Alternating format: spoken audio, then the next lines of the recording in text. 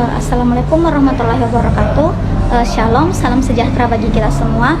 Pada kesempatan kali ini, kami dari perwakilan kelompok 7 akan membacakan materi mengenai efektivitas transfer pengetahuan terhadap organizational citizenship, behavior, dan inovasi.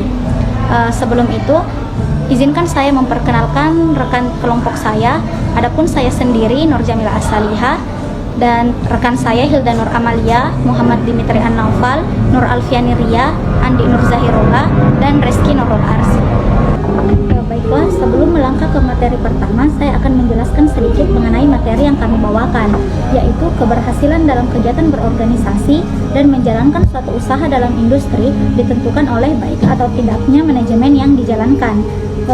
Tujuan dari kegiatan manajerial dalam industri dan organisasi adalah untuk mengatur, mengordinasi, dan memaksimalkan segala potensi sumber daya yang dimiliki untuk memperoleh hasil yang sesuai dengan capaian yang ditentukan. Kegiatan manajemen dalam bidang sumber daya manusia adalah suatu kegiatan manajemen untuk mengelola sumber daya manusia yang dimiliki oleh industri dan organisasi untuk mengembangkan industri dan organisasi serta melakukan perencanaan strategis guna meningkatkan kualitas sumber daya manusia yang dimiliki. Peningkatan kualitas sumber daya manusia dapat dilakukan, salah satu caranya adalah dengan melakukan transfer ilmu pengetahuan. Transfer ilmu pengetahuan sendiri memiliki arti penting dalam pengembangan sumber daya manusia karena melalui proses transfer pengetahuan individu-individu dalam industri atau organisasi dapat mengembangkan diri melalui peningkatan skill, baik soft skill maupun hard skill, untuk mencapai tujuan yang telah ditetapkan.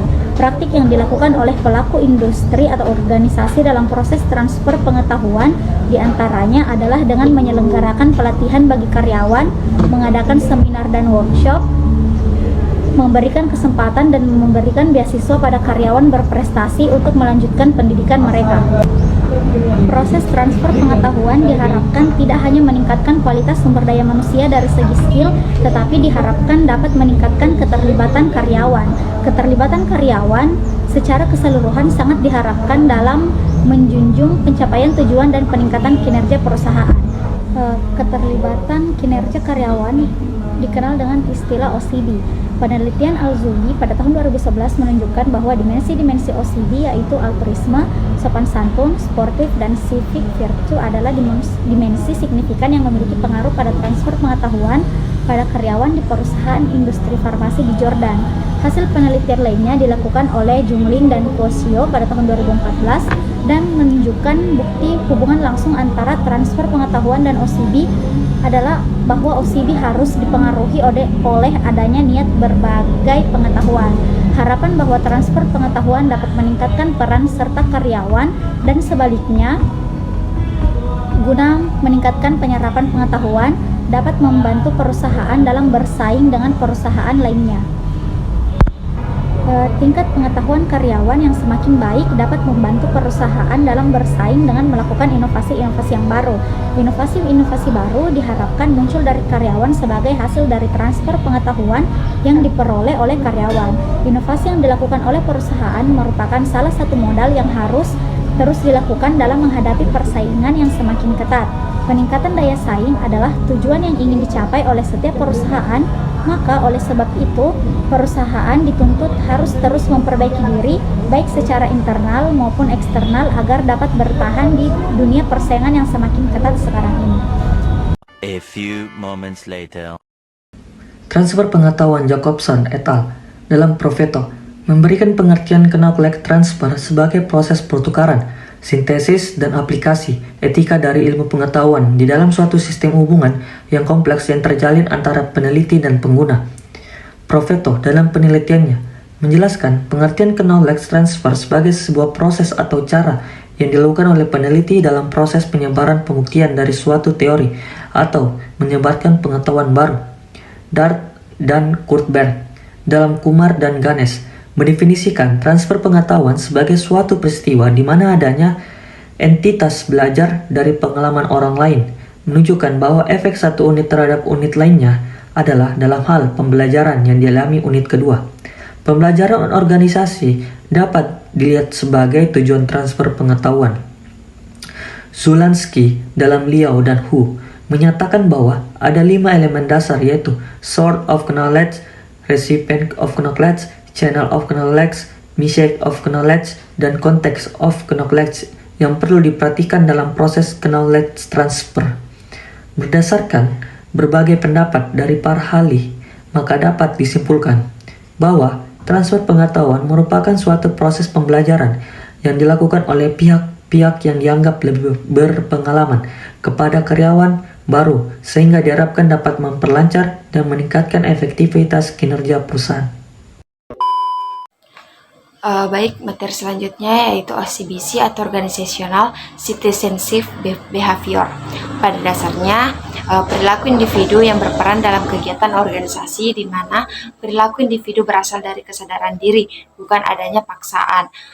Jacques menjelaskan bahwa perilaku OCBC merupakan perilaku yang bukan bagian dari job description karyawan secara formal, misalnya membantu rekan kerja, sopan kepada orang lain, atau perilaku karyawan yang tidak dihargai secara formal. Pengertian organisasional citizenship behavior sebagai bentuk kontribusi individu yang melebihi tuntutan peran di 5 tempat kerja. Organizational citizenship behavior ini melibatkan beberapa perilaku, meliputi perilaku suka menolong orang lain, menjadi volunteer untuk tugas-tugas ekstra, patuh terhadap aturan-aturan dan prosedur di tempat kerja. Perilaku tersebut menggambarkan nilai tambah bagi karyawan yang merupakan salah satu bentuk perilaku prososial, yaitu bentuk dari perilaku sosial yang positif, konstruktif, dan bermakna membantu. Organ dalam Podsakov mendefinisikan OCBC sebagai perilaku individual yang bersifat bebas, yang tidak secara langsung dan eksplisit mendapat penghargaan dari sistem imbalan informal, dan secara keseluruhan mendorong keefektifan fungsi-fungsi organisasi. Bersifat bebas dan sukarela karena perilaku tersebut tidak diharuskan oleh persyaratan peran atau deskripsi jabatan yang secara jelas dituntut berdasarkan kontrak dan organisasi, melainkan sebagai pilihan personal. Baik, saya akan melanjutkan materi tentang dimensi organisasional citizenship behavior atau OCB. Istilah organisasional citizenship behavior OCB pertama kali diajukan oleh organ yang mengemukakan 5 dimensi primer dari OCB. Yang pertama, altruism, yaitu perilaku membantu karyawan lain tanpa ada paksaan pada tugas-tugas yang berkaitan dengan operasi-operasi organisasional. Yang kedua, civic virtue, menentukan partisipasi sukarela dan dukungan terhadap fungsi-fungsi organisasi baik secara operasional maupun sosial alamiah. Yang ketiga, consignationes, berisi tentang kinerja dari prasyarat perang yang melebihi standar minimum. Yang keempat, courtesy, adalah perilaku meringankan problem yang berkaitan dengan pekerjaan yang dihadapi orang lain. Terakhir, yang kelima, sportsmanship, berisi tentang pantangan-pantangan membuat isu yang merusak meskipun merasa jengkel. Saya akan melanjutkan materi selanjutnya, yaitu faktor organizational citizen behavior atau OCB. Konowski dan Organ di tahun 1996, Organ et al. Di tahun 2006, Organ dan Ryan di tahun 1995, Podsakov et al. Di tahun 2000 mengkategorikan faktor yang mempengaruhi OCB terdiri dari perbedaan individu, sikap pada pekerjaan, sikap pada variabel kontekstual. Menurut Kusumajati di tahun 2014, faktor yang mempengaruhi munculnya OCB adalah budaya dan iklim, kepribadian dan suasana hati, dukungan organisasional, kualitas interaksi atasan dan bawahan, masa kerja, dan jenis kelamin. 2000 years later. Inovasi adalah salah satu pilihan korporasi dalam menghadapi persaingan pasar dan pengelolaan yang berkelanjutan. Freeman 2004 menganggap inovasi sebagai upaya dari perusahaan melalui penggunaan teknologi dan informasi untuk mengembangkan produksi dan memasarkan produk yang baru untuk industri. Dengan kata lain, inovasi adalah modifikasi atau penemuan ide untuk perbaikan secara terus-menerus serta pengembangan untuk memenuhi kebutuhan pelanggan. Purvis dan Shepherd 2010, inovasi perusahaan dapat menghasilkan produksi serta pendekatan pemasaran dan akhirnya mengarah kepada komersialisasi inovasi tersebut. Dengan kata lain, inovasi adalah proses mewujudkan ide baru yang berbeda dengan yang dulu dengan cara produksi atau dengan membuatnya menjadi nyata, di mana inovasi termasuk generasi evaluasi konsep baru dan implementasi, di mana penggunaan metode baru dan berbeda serta teknologi untuk meningkatkan kualitas, biaya atau lebih rendah untuk memenuhi atau melampaui target perusahaan. Inovasi memiliki beberapa karakteristik yang dapat mempengaruhi secara cepat atau lambatnya penerimaan inovasi oleh masyarakat. Karakteristik inovasi yang mempengaruhi cepat lambat perusahaan informasi menurut Roger 2003 sebagai berikut.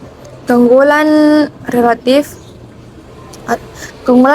yaitu sejauh mana inovasi dianggap menguntungkan bagi penerimanya. Kompatibel ialah tingkat kesesuaian inovasi dengan nilai pengalaman lalu dan kebutuhan dari penerima. Kerumitan, kompleksitas ialah tingkat kesukaran untuk memahami dan menggunakan inovasi bagi penerima. 4. Kemampuan diuji cobakan. Kemampuan untuk diuji cobakan adalah di mana suatu inovasi dapat dicoba atau tidaknya suatu inovasi oleh penerima. 5. Kemampuan untuk diamati. Pengertian dapat diamati ialah mudah atau tidaknya pengamatan suatu hasil inovasi. Baiklah, itulah tadi beberapa materi yang dijelaskan oleh kelompok kami. Saya harap apa yang kami jelaskan dapat diterima dan dipahami oleh rekan-rekan semua. Akhir kata, wassalamualaikum warahmatullahi wabarakatuh.